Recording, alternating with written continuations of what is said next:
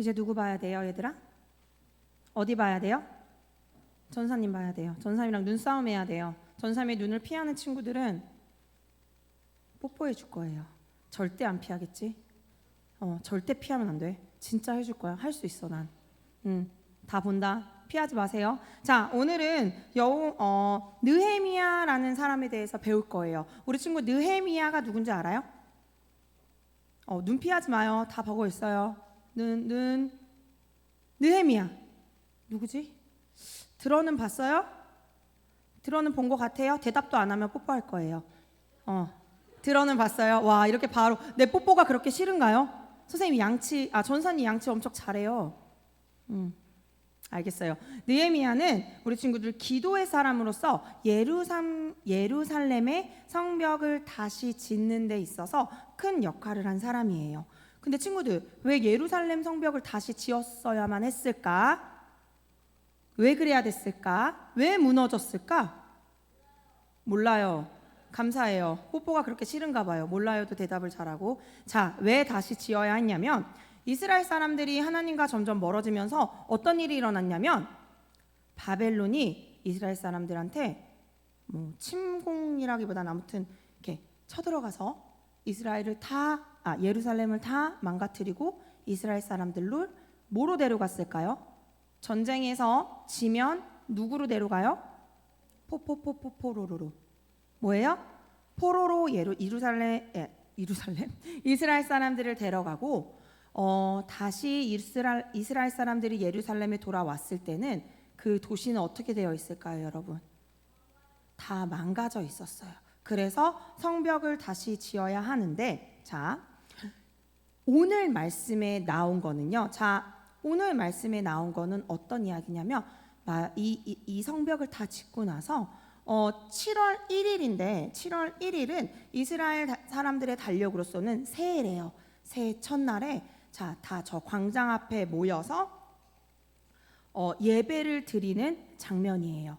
자, 제사장 에스라가 하나님의 말씀을 수문 앞 광장에서 읽고 있었어요. 그러자 이스라엘 백성들이 하나님의 말씀에 귀를 기울이고 있었어요. 지금 뽀뽀할 사람 엄청 많아요.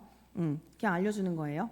자, 그러다 말씀을 듣던 이스라엘 백성들은 어떻게 화답했냐면 하나님의 말씀에 아멘 하면서 화답하기 시작했어요. 그런데 아멘 하면서 화답하기 시작을 했는데 종종 이 어려운 말씀이 나오는 거예요, 우리 친구들. 어려운 말씀이 나오면 우리 친구들도 지금 이해할 수 있어요, 없어요? 어려운 말씀이 나오면 이해하기 어렵듯이 사람들이 조금 힘들어하자 레이 사람들이 가서 어떻게 했냐면 하나님의 말씀을 설명해 주기 시작했고 그 설명을 통해 많은 이스라엘 백성들은 하나님의 말씀에 은혜 받기 시작했어요. 은혜 받았다는 것은 뭐냐면 그전에는 내가 어떤 사람인지 내가 누군지 잘 모르다가 말씀을 통해서 내가 하나님의 자녀이구나, 하나님이 나를 이만큼 사랑하시는구나 라는 걸 깨닫는 그 시간을 바로 은혜 받는 시간이라고 해요. 그래서 이스라엘 백성들은 이렇게 은혜를 받기 시작하자 어떻게 됐어요? 울면서 자신의 모습을 회개하기 시작했어요. 우리 친구들 회개라는 게 혹시 뭔 줄 아나요? 회개? 이렇게 잘 쳐다보는 거 진짜 처음이에요. 와, 회개 뭐냐면 우리 친구들 내 안에 하나님 앞에서 잘못한 것들이 생각나기 시작한 거예요. 그전에는 몰랐어요. 예를 들어서 친구를 미워하고 친구를 싫어하는 게 잘못인지 몰랐어요. 근데 하나님 말씀을 듣고 보니까 이거 내가 잘못한 거네, 하나님이 하지 말라고 했던 거네 하면서 하나님 잘못했어요, 제 안에 잘못한 거 용서해 주세요 하면서 자신의 잘못을 하나님한테 말하기 시작하고 기도하기 시작한 것이 바로 회개예요. 그래서 그런 회개들이 일어나면서 어떻게 저 뭐라고 말하겠어요? 우리 친구들 말씀 그림책 가운데 똑같이 울면서 하면 전도사님이 뽀뽀 안 해줄게. 울면서 하나님이 우리를 나만 해? 그렇게 사랑하시다니 그동안 너무 막 살았어 하면서 하나님 앞에서 회개하는 장면이었어요. 그러자 느헤미야가 뭐라고 얘기하냐면, 요거는 전도사님이 말씀 가운데 있는 거거든요. 우리 오늘 읽은 말씀이에요. 같이 한번 읽어봤으면 좋겠어요. 잘 보여요, 우리 친구들? 잘 안 보여요? 잘 보여. 좀 같이 한번 따라 읽어볼게요. 시작.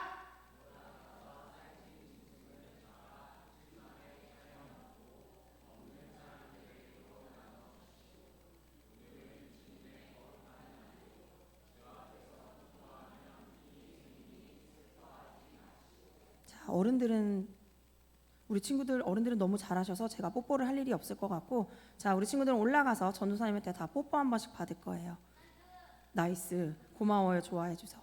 자, 뭐라고 했냐면, 자, 여러분 오늘은 주님의 날이에요. 주님의 날이니까 주님 앞에서 슬퍼하기보다는 기뻐할 수 있도록, 주님이 주시는 그 힘으로 우리가 기뻐할 수 있도록, 자, 맛있는 걸 나눠 먹고 하나님을 찬양합시다라고 느헤미야가 이야기했어요. 그럼 우리 친구들, 하나님 안에서 기뻐한다는 것은 무슨 뜻일까? 여기 한번 전사님이 하나님 안에서 기뻐한다는 거, 그냥 하하하 웃는 것이 아니라, 오늘 말씀 전도사님이 찾아보니까 하나님을 첫 번째 뭐 해야 된다 그랬어요? 믿고, 하나님을 믿고 하나님이 함께 계시니까 그 가운데 기쁜 마음을 가져야 된다는 거예요. 아, 이것도 약간 애매하네. 무슨 말이지? 그래서 하나님이 나와 하나님을 믿는다는 것은, 다른 말로는 하나님이 누구를 사랑하신다는 거냐면, 하나님은 우리 친구들이 사랑하신다는 거예요. 우리 친구들 누군가가 나를 사랑한다고 하면 기분이 어때요? 싫어요? 누군가가 나를 사랑하는데 너무 싫어. 물론 내가 원하지 않는 사람이 나를 사랑하면 그런 마음이 들 수 있겠지만, 기본적으로 누군가가 나를 좋아해 준다면 우리 안에는 기쁜 마음이 있을 거예요. 근데 다른 누구도 아니고 하나님이 우리 친구들을 사랑하시고 하나님이 나와 함께 하신다는 거는 바로 우리가 어떻게, 하나님 불가능함이 없으신 하나님, 우리에게 힘을 주신 하나님이 나랑 함께 하니까 우리가 든든한 마음을 가질 수 있을 거예요. 그렇죠? 아니에요? 안 보네. 그것이 하나님이 나와 함께 하실 때 우리가 기뻐할 수 있고 힘이 날 수 있는 일이라고 이야기해 주는 거예요. 하나님이 나와 함께 하시고 나를 사랑하실 때 우리가 슬프고 힘든 마음에서 기쁜 마음으로 바뀔 수 있는 힘이 생겨요. 친구들, 아까 이스라엘 백성들이 자신의 모습을 보고 어땠어요? 이스라엘 백성들이 자신의 모습을 보고 어땠어요? 슬펐어요. 하나님 안에서 내 모습을 보니까 너무 초라한 거예요. 하나님 안에서 내 모습을 보니까 내가 너무 잘못한 것이 많은 거예요. 그러니 내 마음이 슬프다 하니 느헤미야가 기쁜 마음을 가지라고 충고해줬어요. 권고해줬어요. 우리 친구들도 혹시 내 안에 부끄러운 마음이 있을 때가 있나요? 창피하고 슬픈 마음이 있을 때가 있나요? 그럴 때마다 창피하고 부끄럽고 슬픈 마음에 집중하기보다는 나와 함께 하시는, 지금 우리 친구들 마음 가운데 함께 하시는 그 하나님을 생각해서요, 하나님이 나를 사랑하셔. 비록 내가 지금 부끄럽고 내 꼴이, 내 몰골이, 내 모습이 너무 창피하지만 괜찮아. 하나님이 나를 사랑하셔. 그러니까 나는 귀한 존재야. 하나님이 사랑하시는 귀한 존재야라는 것을 잊지 않고 그 안에서 주님이 주신 힘으로 살아가는 우리 친구들이 되었으면 좋겠어요. 그래서 항상 힘주시고 우리와 함께 하시는 하나님을 생각하는 동원교회 친구들이 되기를 축복합니다. 그렇게 할 수 있는 친구들은 아멘.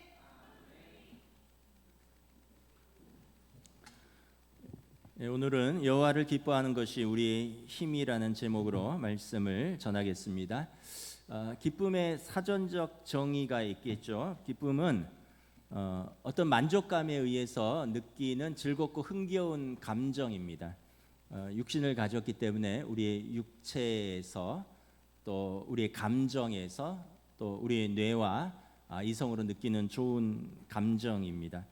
젊은 연인들은 이렇게 좋아하는 사람들을 만나면 우리가 막 좋은 감정이 생기죠.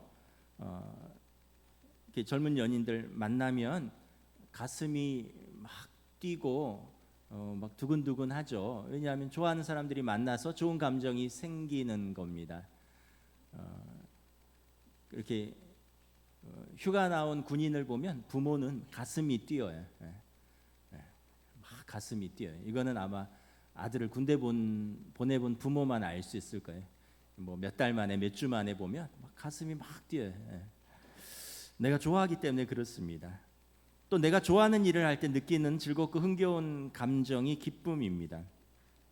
좋아하는 일을 할 때 취미 생활 있잖아요. 뭐 음악이나 미술이나 아니면 운동이나 또 청소년들은 우리 게임 같은 거 할 때 하러 가기 전부터 가슴이 막 뛰죠. 이게 이제 좋아하는 일을 할 때 느끼는 그 도파민이란 호르몬이 분비되는 거죠.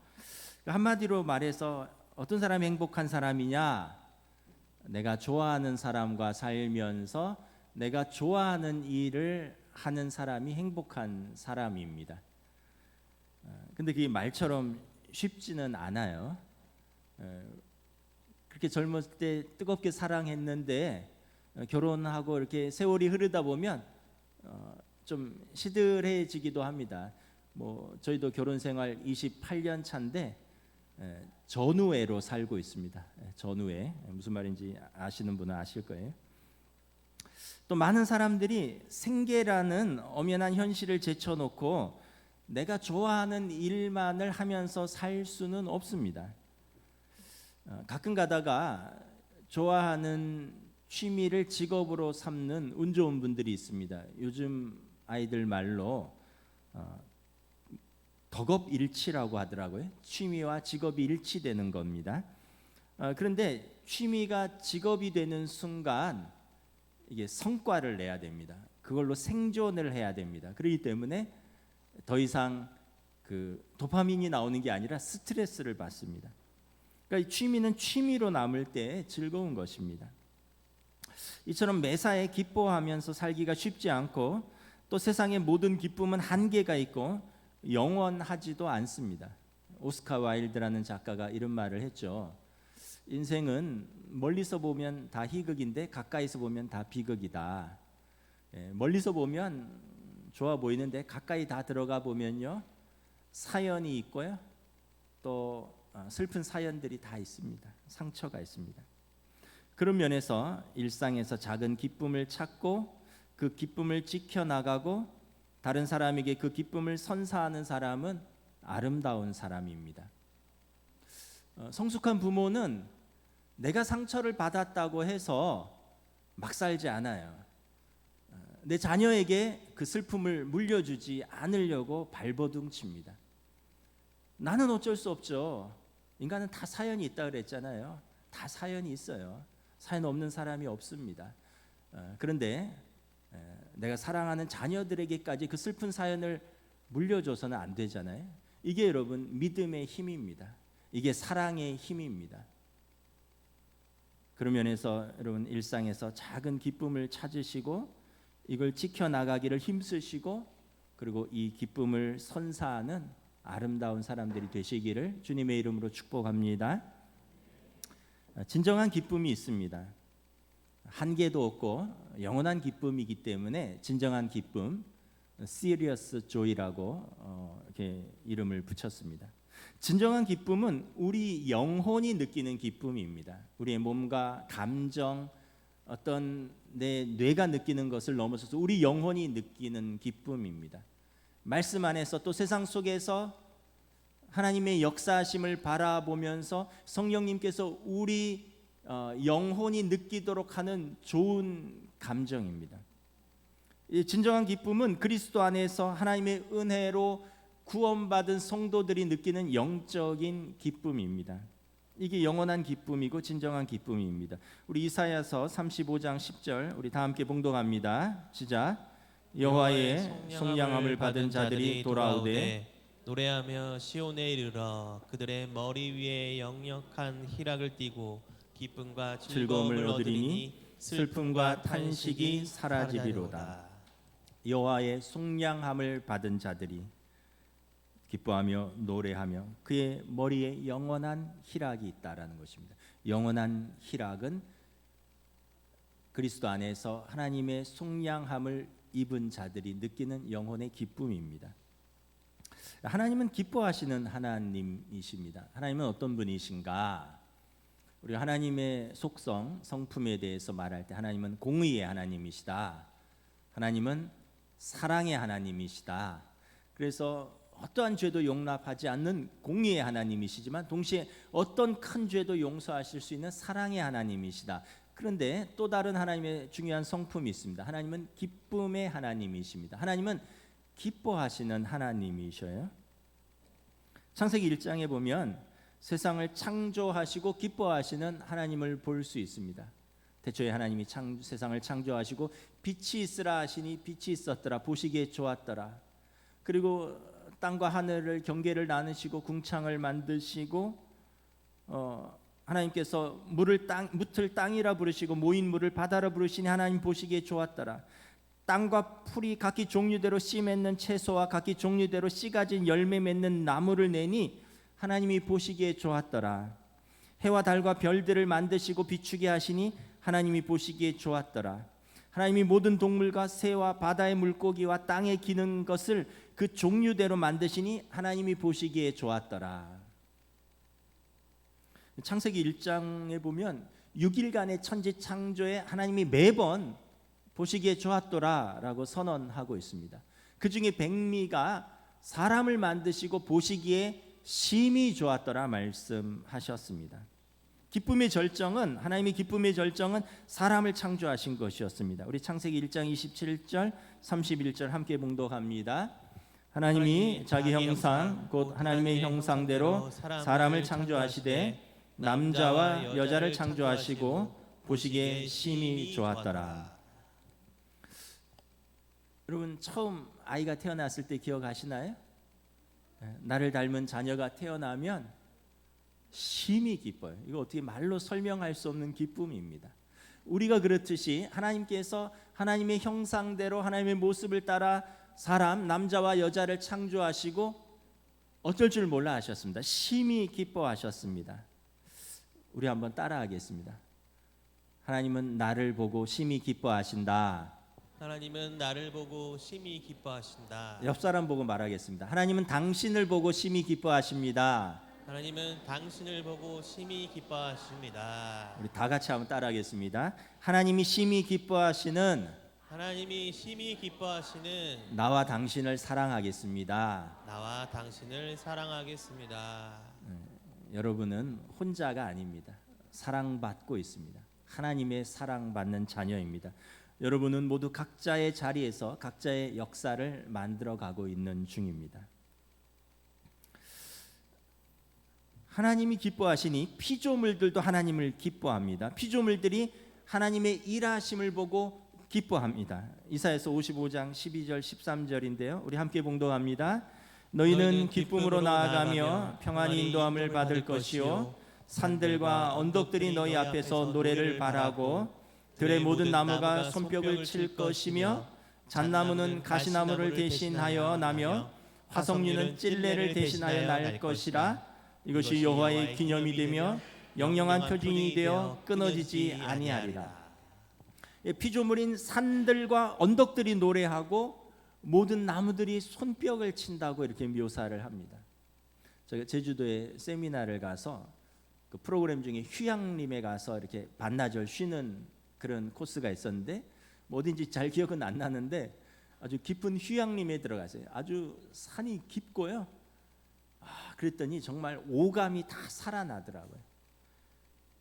푸르른 실록에 피곤한 눈이 이렇게 회복이 되고 이 바람 소리에 향긋한 풀내음이 코를 자극을 합니다. 새들이 호로록 쩝쩝쩝쩝 소리를 내고요. 시냇물이 졸졸졸졸 흐릅니다. 그러면서 제가 바람이 나무를 박수치게 하는구나. 바람에 나뭇가지들이 부딪히는데 박수를 쳐요. 나무가. 제가 그걸 보면서 이 말씀이 생각났어요. 산들과 언덕들이 하나님 앞에서 노래를 부르고 모든 나무가 손뼉을 치는구나. 지금 로마서 8장에 보면 피조물이 우리 때문에 고통받고 있는데 피조물이 원하는 바는 하나님의 아들의 나타남입니다. 왜냐하면 그때 천지 창조의 처음 상태가 회복되어 이 산과 언덕들이 노래하며 나무들이 박수를 치고 싶은 거예요. 그래서 하나님의 아들들이 자녀들이 나타나기를 간절히 소망한다라고 로마서 8장에서 말씀하고 있습니다. 그러니까 피조물들이 하나님의 형상을 닮은 사람들이 나타나기를 기다리는 거예요. 무엇보다 피조물 중에서 하나님의 형상을 닮은 사람들이 기뻐하는 것이 하나님의 뜻입니다. 여러분, 자녀가 기뻐하면 부모가 기뻐해요. 우리가 기뻐하는 것이 하나님의 뜻입니다. 데살로니가전서 5장 16절부터 18절 우리 함께 봉독합니다. 항상 기뻐하라, 쉬지 말고 기도하라, 범사에 감사하라. 이것이 그리스도 예수 안에서 너희를 향하신 하나님의 뜻이니라. 항상 기뻐하라, 쉬지 말고 기도하라, 범사에 감사하라. 이는 예수 안에서 너희에게 향하신 하나님 뜻이니라. 여러분, 부모님 뜻이 뭘 것 같아요? 우리 부모님들이 뜻은 너네 행복하기를 원해, 이게 부모님 뜻인데 표현이 잘못돼서 좀 행복하기를 원한다는 걸 잘못되게 좀 표현하는 방법들이 있는데 하나님의 뜻도 동일해요. 우리가 행복하기를 원하십니다. 빌립보서 4장 4절 함께 봉독합니다. 주 안에서 항상 기뻐하라, 내가 다시 말하노니 기뻐하라. 자신을 향한 하나님의 뜻이 궁금하신 분들은 오늘 말씀을 기억하셨어요. 나의 기쁨이 하나님의 뜻이구나. 그래서 여러분, 거울 보고 좀 얼굴부터 좀 펴세요. 우리 한국 사람들이 좀 심각하잖아요. 얼굴 근육이 좀 심각하잖아요. 저도 그렇고 뭐 인생에 고난이 많아서 그래요. 삶에 고난이 많다 보니까 뭐 별날보다 굳어지는 날이 더 많기는 한데, 그러나 우리는 또 하나님의 말씀을 붙들고 사는 사람들이잖아요. 우리가 우리 자녀들에게 간절히 원하는 것, 우리 자녀들이 기쁘게 사는 것이잖아요. 하나님이 우리에게 간절히 원하는 것, 우리가 기쁘게 사는 것입니다. 또한 우리의 기쁨이 하나님의 영광이 됩니다. 우리 교단 헌법책에 신앙 고백이 있어요. 웨스트민스터 신앙 고백이라고 하는데 제1조의 질문이 뭐냐 하면 사람의 제일 되는 목적은 무엇입니까? 입니다. 여기에 대한 답변은 사람의 제일 되는 목적은 하나님을 영화롭게 하고 영원토록 그를 즐거워하는 것입니다. 입니다. 그럼 제가 질문하겠습니다. 여러분 답변해 보세요. 사람의 제일 되는 목적은 무엇입니까?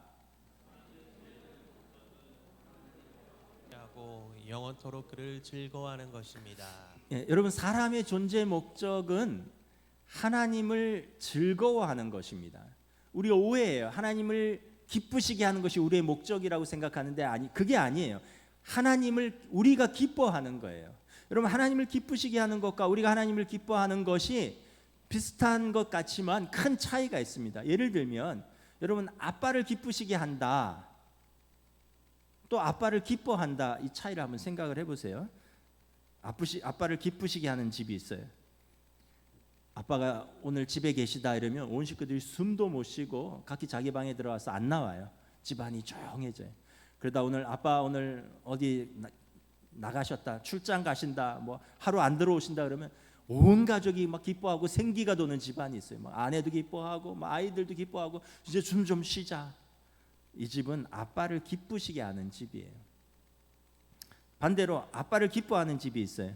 야, 오늘 아빠 집에 계신다 하면 온 가족이 기뻐해요. 오늘 아빠랑 놀아야지, 오늘 아빠한테 맛있는 거 사달라 해야지. 아내도 기뻐하고 아이들도 활기가 넘쳐요. 이 집은 아빠를 기뻐하는 집이에요. 여러분, 아빠를 기쁘시게 하는 것과 아빠를 기뻐한다는 게 무슨 차이인지 아시겠죠? 여러분, 하나님을 기쁘시게 하는 것과 하나님을 기뻐하는 것도 이런 차이예요. 하나님을 기쁘시게 하는 것은 우리가 두려워요. 내 죄를 아는데 내 지옥 갈까 봐 하나님이 두렵고 무서워서 그래서 벌벌 떨면서 하나님을 기쁘시게 하려고 하는 행위입니다. 이거는 신앙생활이 무거운 짐입니다. 그런데 하나님을 기뻐하는 것은 하나님이 계셔서 기쁜 거예요. 하나님이 내 아버지셔서 기쁜 거예요. 하나님의 존재 자체가 나의 기쁨이 되는 것입니다. 여러분, 우리가 이것만 올바로 알아도 신앙생활의 관점이 바뀝니다. 여러분, 우리가 이것을 올바로 알면 여러분, 우리의 삶의 자세와 태도가 바뀝니다. 부모 자식 관계가 완전히 재정립될 수 있고 신앙생활이 완전히 재정립될 수 있습니다. 두려움을 넘어서는 하나님 자녀의 기쁨, 구원받은 하나님의 백성이 그 은혜로 하나님을 기뻐할 때 하나님께 영광이 됩니다. 그래서 유명한 기독교 희락주의라는 말이 있습니다. 하나님께서는 그리스도께서 속량하신 그분의 자녀들이 그분 안에서 가장 만족할 때 가장 큰 영광을 받으신다. 하나님께 영광 돌리는 것을 어렵게 생각하는데 우리가 하나님 앞에서 기뻐하는 삶이 하나님의 가장 큰 영광이 되십니다. 그래서 여호와를 기뻐하는 것이 우리의 힘이 되는 것입니다. 오늘 보면 느헤미야서에서 보면 포로에서 귀환한 이스라엘 백성의 울음이 나옵니다. 이스라엘 백성이 70년의 바벨론 포로 생활을 마치고 고토로 돌아왔습니다.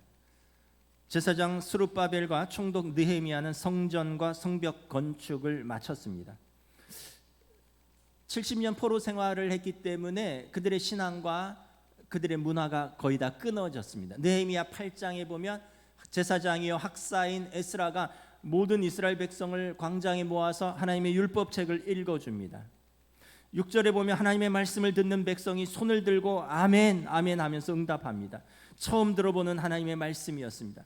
8절에 보면 70년의 포로 생활에서 귀환해서 히브리 말을 모르는 세대들을 위하여 레위인들이 에스라가 읽은 하나님의 말씀을 통역하고 해석해 줍니다. 그러자 하나님의 말씀을 듣고 깨닫고 눈물을 흘리는 이스라엘 백성들을 볼 수 있습니다. 느헤미야 8장 8절 9절 우리 함께 봉독합니다. 하나님의 율법책을 낭독하고 그 뜻을 해석하여 백성에게 그 낭독하는 것을 다 깨닫게 하니 백성이 율법의 말씀을 듣고 다 우는지라.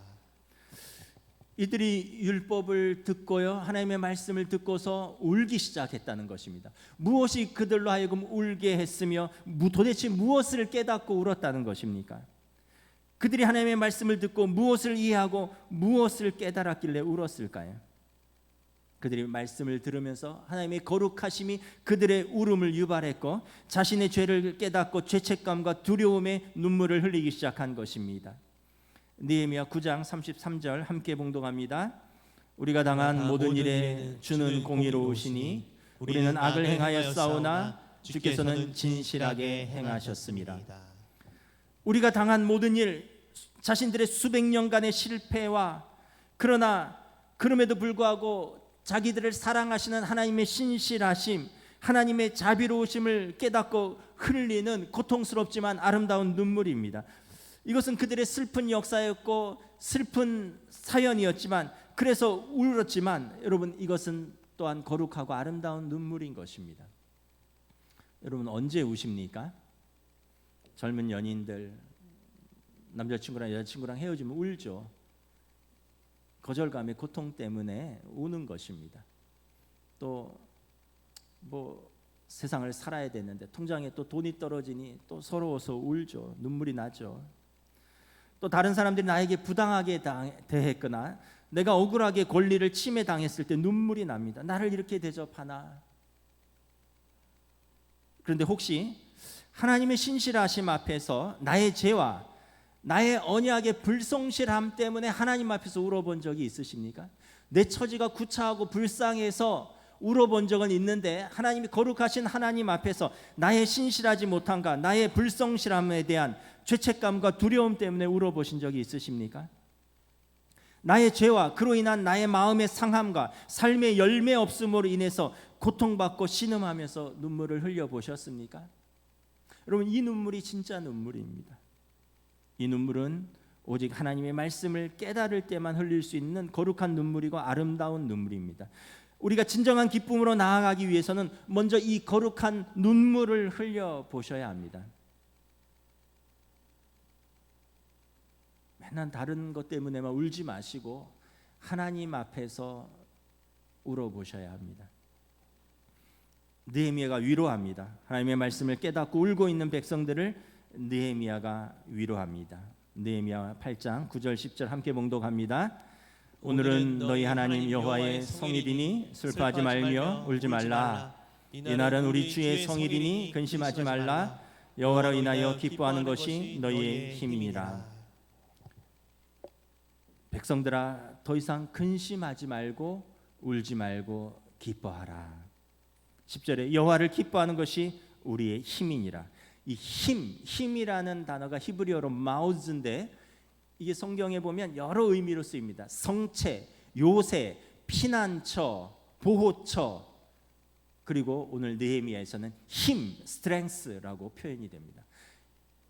마호즈라는 의미는 성체, 피난처, 요새, 힘이라는 뜻입니다. 느헤미야가 주는 답은 이것입니다. 우리에게 피난처가 있다는 것입니다. 백성들이 죄로 인한 그로 인한 근심, 하나님의 거룩하신 심판에 대한 두려움으로부터 그들이 피할 수 있는 보호처, 요새, 성체가 있다는 것입니다. 그러니 그 근심을 기쁨으로 바꾸라는 것입니다. 근심을 버리고 하나님으로 인해 기뻐하며 죄와 죄책감과 진노를 피해 피난처로 들어오라고 촉구하는 것입니다. 성으로 들어오라, 피난처로 돌아오라.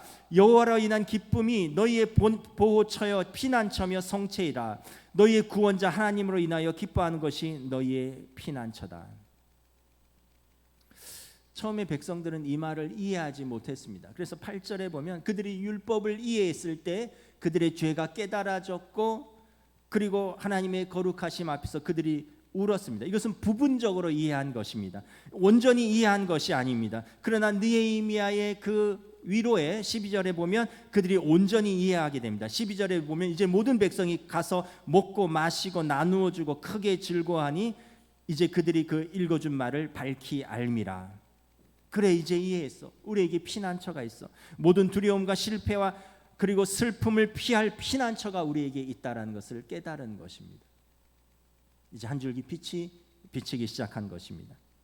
하나님의 임재 앞에 슬퍼하기만 해서는 그 거룩하신 하나님을 영화롭게 할 수 없습니다. 물론 그 슬픔은 크고 깊고 아름다운 슬픔이라고 했습니다. 슬픔은 좋은 것입니다. 죄를 깨닫게 하는 슬픔이기 때문에 그런 것입니다. 근심도 좋은 것입니다. 죄의 결과를 두려워하게 만들기 때문입니다. 눈물도 좋은 것입니다. 애통하는 마음으로 회개하는 눈물이기 때문에 그렇습니다. 하지만 그것만으로는 안 됩니다. 죄로 인해 슬퍼하는 것만으로는 그분을 영화롭게 하고 기쁘게 할 수 없습니다. 하나님은 공의의 하나님이실 뿐만 아니라 자비와 은혜가 충만하신 사랑의 하나님입니다. 웅크리기만 하는 사람은 하나님의 은혜의 영광을 누리지를 못하는 것입니다. 하나님을 기뻐하는 것 없이 하나님을 두려워하기만 하는 것은 아까 말했듯이 하나님을 기쁘시기 위해서 무거운 짐을 지고 신앙생활하는 것과 똑같습니다. 하나님의 진노로부터 피난처가 있다는 것을 알고 그 하나님의 피난처를 주신 예비하신 그 하나님을 기뻐하는 것입니다. 여호와로 인하여 기뻐하는 것입니다. 느헤미야는 여호와로 인하여 너희의 근심이 기쁨으로 바뀔 것을 말하고 있는 것입니다. 그러므로 이제 근심과 두려움을 버리고 너희 하나님 성체여 피난처이시오 요새로 대신 너희 하나님께 돌아오라고 촉구합니다. 모든 두려움과 슬픔과 실패를 피할 수 있는 성과 요새를 주셨습니다. 그러므로 근심하지 말고 울지 말고 너희 하나님께 피하라. 오늘은 여호와의 성일이라. 가서 먹고 살찐 고기를 먹고 단 것을 마시며 너희가 함께 기뻐하라. 여호와를 기뻐하는 것이 너희의 힘이니라. 한 주간 삶의 짐이 무거우신 분들이 있으셨을 것입니다. 무거운 짐이 누르고 또 근심으로 마음이 편치 않은 분들이 있었을 것입니다. 그러나 오늘은 여호와의 성일입니다. 주일입니다. 오늘은 마음껏 기뻐하시기를 주님의 이름으로 축복합니다. 여러분들을 사랑하시고 여러분들을 위하여 피난처를 예비하시고 여러분들을 위하여 피할 요새를 예비하신 그분을 기뻐하고 누리는 것이 저와 여러분의 힘입니다. 하나님이 준비하고 세우신 안전한 피난처 요새는 그러면 어디입니까? 하나님의 공의로운 심판과 또 개인적으로 역사적으로 하나님의 앞에 설 날들이 점점 다가오고 있습니다. 하나님의 공의로운 진노가 임박해 있습니다. 그런데 하나님이 피난처를 세우셨습니다. 도피처로 피하라는 것입니다. 안전한 성체를 세우셨습니다. 하나님이 친히 준비하시고 세우신 안전한 보호처 피난처는 바로 예수 그리스도이십니다. 우리 요한복음 3장 16절 17절 함께 봉독합니다. 하나님이 세상을 이처럼 사랑하사 독생자를 주셨으니 이는 그를 믿는 자마다 멸망하지 않고 영생을 얻게 하려 하심이라. 하나님이 그 아들을 세상에 보내신 것은 세상을 심판하려 하심이 아니요 그로 말미암아 세상이 구원을 받게 하려 하심이라. 하나님이 이 세상에, 진노가 가득한 세상에 피난처 독생자 예수 그리스도를 보내주셨습니다. 그 아들을 세상에 보내신 것은 세상을 심판하려 하심이 아니요 그로 말미암아 세상이 구원을 받게 하려 하심입니다. 예수 그리스도를 통한 죄의 용서, 미움이 아닌 사랑, 거절감이 아닌 수용, 두렵고 적대적인 관계가 아니라 십자가를 통한 하나님과의 화해를 통해서 우리가 온전히 친밀한 관계를 누리고, 그리고 그분의 오른편에서 영원한 그 집에서 즐거움으로 살기를 원하십니다. 그 하나님 나라에서 우리가 안전하게 살면서 영원토록 그분과 함께 행복하게 살기를 원하십니다. 이를 위해서 예수 그리스도를 통하여 하나님 나라의 영원한 집을 예비하셨습니다. 오늘 시훈이가 휴가 나왔는데 이제 부대로 복귀하면 또 답답할 때도 있을 거예요. 또 일도 힘들 때도 있고 또 관계가 또 힘들어요. 뭐 이렇게 상하 관계가 있고, 지금 뭐 제일 막내니까 다 눈치 봐야 되고 힘들어요. 저희들도 두 아들을 다 군대 보내봤잖아요. 그때마다 우리가 부대 들어갈 때마다 애가 불안해하고 힘들어하더라고요. 그래서 이렇게 말했어요. 집이 있잖아. 아빠 엄마가 너네를 기다리고 있잖아. 다음 주에 보자. 다음 휴가 때 보자. 언제든지 와. 힘들면 전화해. 그럼 아빠가 면회 신청해서 갈게. 너를 위한 쉴 곳이 있다. 너를 위한 피할 곳이 있다. 너를 위한 집이 있다. 이걸 우리가 계속 얘기했어요. 우리 첫째 아들, 둘째 아들. 힘들면 전화해. 아빠 언제든지 갈게. 면회 갈게. 외박 빼줄게. 휴가 때까지 힘들지만 버텨. 기도해. 우리가 응원한다. 하나님께서 우리에게 말씀하십니다. 너에게 피난처가 있다. 하나님이 친히 준비하시고 세우신 집이 있다. 그 하나님 나라에 갈 때까지 그 푸시킨의 그 시처럼 삶이 우리 너희를 속인다 할지라도 힘내. 믿음으로 함께 내가 너희를 위해서 보내주신 보혜사 성령께서 너희와 함께 하시며 너희를 인도하실 거야. 내가 너희를 응원해. 하나님이 세우셔서 확정한 것이며 온전하시며 실제하며 영원히 지속되는 피난처입니다. 이것이 하나님 나라입니다. 그 피난처의 가치는 무한하며 하나님의 차별 없이 모든 사람들에게 거저 주십니다. 값을 받지 않으십니다. 기뻐하는 자에게 주십니다. 하지만 기뻐하지 않고 두려워하는 자는 누릴 수가 없습니다. 그리스도 안에서 구원받은 하나님의 백성이 그분 안에서 만족하고 기뻐하는 삶, 이것이 하나님의 자녀인 우리의 힘인 줄 믿습니다. 말씀을 마치겠습니다. 기독교는 기뻐하는 종교입니다. 하나님은 우리의 기쁨을 원하십니다. 진정한 기쁨은 그리스도께서 속량하신 자들이 그분 안에서 만족하고 기뻐하는 삶입니다. 이 기쁨, 이 자유, 이 사랑을 우리도 누리고 또 세상에 전파하여 함께 나눌 때 우리의 기쁨은 더 커집니다. 예수 그리스도 안에서 누리는 진정한 기쁨이 하나님의 영광이 되는 저와 여러분의 신앙생활이 되시기를 우리 주님의 이름으로 축복합니다. 우리 함께 찬양하겠습니다.